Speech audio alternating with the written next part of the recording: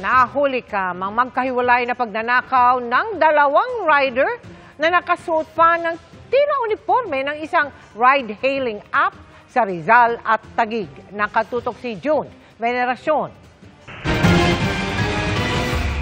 Isang rider na nakasuot ng tila uniforme ng isang ride-hailing app ang nahuli kam na iniikutan ng puting SUV na ito kahapon sa San Mateo, Rizal. Gumamit siya ng flashlight para masilip ang loob. Pagkatapos ay may itinusok sa salamin. Humanap muna siya ng tiyempo bago itinulak na parang walang kapuwersa-puwersa ang salamin.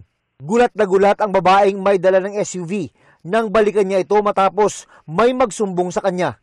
Yung bag ko po, may laptop. So, yun lang naman po yung ay na-identify kong importante. Buti na lang dala ko yung wallet at yung cellphone ko with me. Nag-iimbestiga na ang San Mateo Municipal Police Station. Yung may gawa niyan, dati na ng trabaho yan. Pag na-identify natin yung plaka ng motor, mag-request po tayo sa para sa identification po o pagkakakilanlan ng suspect. Sa barangay Pembo sa Taguig, may nang hold up namang naka-uniforme rin ng isa pang ride-hailing app.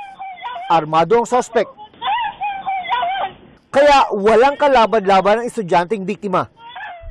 Matagal na raw napapansin ng PNP na may mga suspect sa krimen ang nagsusuot ng uniforme ng mga ride-hailing app para makalusot sa mga checkpoint.